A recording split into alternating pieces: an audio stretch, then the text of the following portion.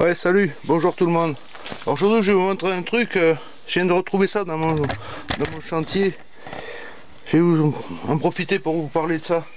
Alors vous voyez l'affaire, c'est une boîte contreplaquée, ok, avec deux chasses-abeilles là. Chasse-abeilles à passage à sens unique, ils sont à lamelles. Tu vois, il y a les lamelles, là. Je sais pas si vous voyez, ouais. Là il y a des lamelles ici, tu vois, je l'ai tordu là, mais bon, tu les mets comme ça. Tu les mets très serrés comme ça. Les abeilles elles peuvent passer dans un sens, elles peuvent sortir, mais elles peuvent pas re-rentrer si elles veulent revenir. D'accord? Alors il y a deux chasses-abeilles sur cette boîte. Pourquoi il y a deux chasses-abeilles sur cette boîte?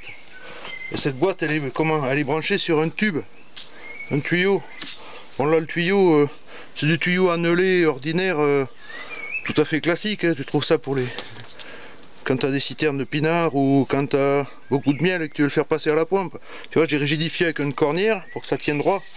Voilà, à quoi ça sert? À quoi ça sert? Alors ça sert à ceux qui veulent sortir des essaims des murs.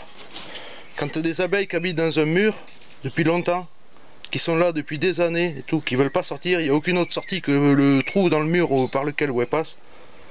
En général, c'est pas des gros trous entre les pierres. Bon. Et bien tu utilises ce système. Alors comment ça marche? Tu prépares un ensemble comme ça avec un tube assez long. En général, tu veux que ta ruchette elle puisse passer dessus là. Tu vois, il faut la longueur d'une ruchette. La longueur d'une ruchette pour passer là. Donc il faut être assez éloigné du mur. Parce que t'imagines là où c'est ma main, ici là. Attends, on va imaginer que le mur c'est ça, voilà. Voilà, tu vois, là c'est le mur. Là il y a le tuyau. Alors il faut se débrouiller pour l'installer de toutes sortes de manières, pour qu'il tienne pendant des semaines. Il va rester là pendant un mois le système. Alors, tu as compris, là tu as le chasse-abeilles. Les abeilles sortent de la ruche, passent forcément par là pour les butiner. Elles reviennent, elles ne peuvent plus revenir. Qu'est-ce qu'elles font? Là ici tu as ta ruchette, on va mettre une ruchette pour imager. Une ruchette ici, t'as ta ruchette. Dans ta ruchette, qu'est-ce qu'il y a? Il y a 3 cadres gaufrés, un cadre de miel et de pollen, un cadre de couvain avec des œufs et des couvains de moins de 3 jours, des larves, des œufs. Alors les œufs, tu vérifies bien qu'il y ait des œufs de tous les âges, des œufs de 1 jour qui sont debout, de 2 jours qui sont penchés et de 3 jours qui sont couchés au fond. Il faut qu'il y ait tout ça. Il faut qu'il y ait ça, il faut qu'il y ait des larves, des petites larves dans la gelée royale. Il faut qu'il y ait du couvain naissant aussi. Sur tout ça, sur le même cadre, des deux côtés. Quand tu as un cadre comme ça, tu l'introduis là.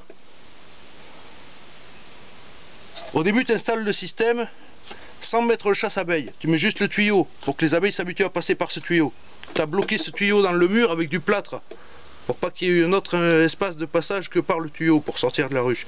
Le lendemain, tu reviens, tu installes la boîte avec les deux chasses-abeilles. Tu peux en ajouter, tu peux en mettre dessus, sur les côtés. J'ai déjà fait, tu en mets sur les 4 côtés, tu en mets partout. Il y a beaucoup d'abeilles qui sortent, c'est plus facile pour elles, c'est bien. Donc il va y avoir beaucoup d'abeilles qui vont rentrer dans cette ruchette en revenant de butiner. Parce que vu qu'elles peuvent pas tourner, elles peuvent pas rentrer là, elles vont chercher pendant un moment, et puis là elles vont sentir qu'il y a du couvain, qu'il y a des œufs à élever, il y a des petites abeilles à élever. Tu prends des abeilles de ton rucher avec le cadre de couvain. Il faut prendre un cadre que tu trimbales dans une ruchette à un cadre, une ruchette à 3 cadres, bien au chaud, tu trimbales tout de suite pour amener là-dedans. Parce que si le couvain meurt, il n'y aura pas d'élevage de reines. Parce que là, les abeilles, les butineuses qui vont revenir là, elles vont se trouver orphelines, elles vont rentrer dans une ruche où il n'y a que des ouvrières et du couvain. Qu'est-ce qui se passe? Il n'y a pas de reine? C'est quoi ce bordel? Ah, on va faire une reine. Hop, aussitôt, elles sont en train d'élever une reine dans les gelées royales.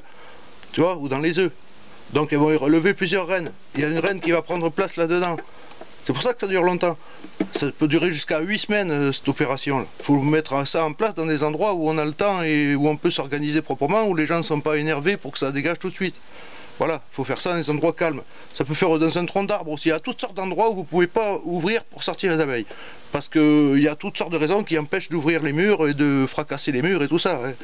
Comprenez bien, les gens qui ont refait une maison toute neuve à 200 000 balles, ils ne veulent pas fracasser les murs à coups de massette pour sortir des abeilles. Donc là, toi, tu es dehors avec ta ruche, avec ta ruchette, ton chasse-abeille au bout d'un tuyau, tu rattrapes toutes les abeilles dans la boîte. Chaque jour, les abeilles nouvelles, les nouvelles butineuses qui sont dans le mur, prennent leur travail. elles partent dehors butiner.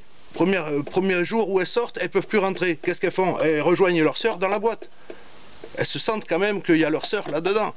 Donc, ok, elles rentrent dans la boîte, ajouter du monde. Tous les jours, tu as des centaines et des centaines et des centaines d'abeilles qui finissent dans cette ruchette. Ça fait qu'au bout de 3 semaines, quand il n'y a plus personne dans le mur à naître, la reine, elle, vu qu'elle n'a plus été alimentée ni en nourriture ni en eau, il n'y a plus de butineuses qui rentrent. Il n'y a plus de pollen, il n'y a plus de miel, il n'y a plus rien qui rentre dans la ruche, il n'y a plus d'eau, il n'y a plus rien. Très très vite, elle s'arrête de pondre. Donc fatalement, quand elle s'est arrêtée de pondre, au bout de 3 semaines, tout le monde est né, et puis 3 semaines après, ou même la même semaine, s'il n'y a plus rien dans la ruche qui arrive, elles vont sortir tout de suite, elles vont aller butiner tout de suite les premières. Mais tout ça, ça va finir dans cette ruchette. Pendant ce temps-là, dans cette ruchette, qu'est-ce qui s'est passé? Il y a eu élevage de reines, une reine ou deux sont nées, et une reine a pris place dans la ruchette et est en train de pondre des nouvelles abeilles. Il faut vérifier ça régulièrement, il faut vérifier ce piège-là régulièrement. Il faut aller déjà voir au bout de 3 jours, 2 jours, voire 2-3 jours, voir s'il y a des débuts de cellules royales qui se font dans les cadres, dans le cadre central où il y a le couvain. Le truc qu'il y a, c'est que si au bout de 3 jours il n'y a pas d'élevage de reines, ça veut dire qu'il n'y en aura plus du tout, parce que le couvain est trop vieux maintenant. Donc il faut revenir avec un autre cadre de couvain pris dans une ruche forte, où vous aurez enlevé toutes les abeilles, par contre là, ce jour-là, et là, vous revenez poser ça dans la ruchette ici, pour qu'elle redémarre une nouvelle reine. Parce que ça m'est déjà arrivé qu'elle ne fasse pas la reine dès le premier cadre, et il faut revenir avec un autre cadre pour faire cette opération, pour réussir ça. Parce que dans le mur, il se trouve que la reine ne pond plus, il n'y a plus d'abeilles qui naissent, il n'y a plus d'abeilles qui rentrent, elle va finir par mourir toute seule dans la ruche. Elle va crever de faim. Bon, c'est un peu barbare, mais c'est comme ça. En fait, il y a qu'elle qui va mourir. Et toute sa famille, toute sa tribu d'abeilles va être sauvée là-dedans, chez toi, dans ton rucher. Voilà. Alors au bout d'un moment, quand tu vois qu'il n'y a plus d'abeilles qui sortent par ici, il faut bien attendre qu'il n'y ait plus d'abeilles qui sortent par ici. Tu viens tous les jours pour voir ça, le matin et le soir. Faut être attentif à ça, parce que dès qu'il n'y a plus d'abeilles qui sortent ici, il faut compter, il faut mettre un calendrier en place quand tu mets en place ce piège-là. Tu marques le premier jour où tu l'installes et tu comptes les jours précisément pour tous les 21 jours. Voilà. Surveiller ce qui se passe dans les élevages et tout. Alors une fois que tu as fait ça, tu as la famille qui est là-dedans, tu n'as plus personne dans le mur, ben là c'est fini, hein. Tu bouches l'entrée via un soir, tu bouches l'entrée avec de la mousse, tu mouilles un peu, tu fermes ça avec un sandove pour emmener ça dans ta caisse et puis tu emmènes ça à ton rucher, tu enlèves le piège, tu bouches le mur avec du plâtre, pour être sûr qu'il n'y ait pas d'abeilles qui reviennent dedans, d'autres abeilles venant d'ailleurs, et puis c'est fini, tu as embarqué une abeille qui était cachée dans un endroit inaccessible. Et il n'y a pas de dégâts, il n'y a rien du tout, le mur est bouché, les gens sont contents, et puis ils n'auront plus jamais d'abeilles qui viendront se mettre là vu que tu as bouché le trou. Voilà, donc ça c'est un système comme ça que j'ai appris lors de mon stage d'apiculture au rucher école publique de Nojal, qui est maintenant fermé. Et à l'époque, on avait fait pas mal de piégeage et Monsieur Bory, le professeur, nous avait fait faire toutes sortes de tests comme ça, dans des endroits complètement incroyables.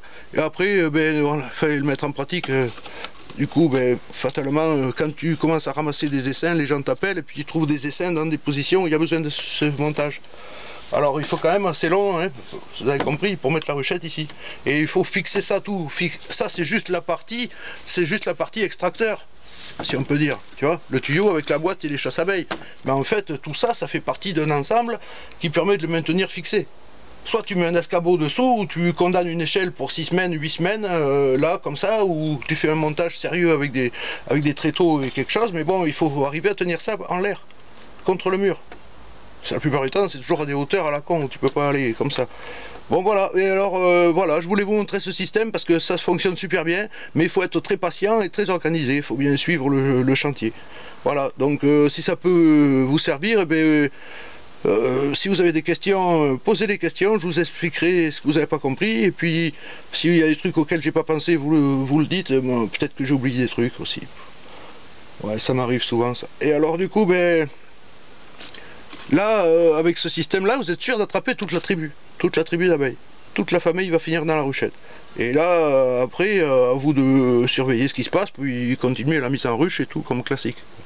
Bon voilà, alors voilà le système de rattrapage des abeilles dans les murs. Bon voilà, allez, je coupe là, ça suffit. Si vous avez des questions, pensez à les poser dans les commentaires. Salut les gens, à plus.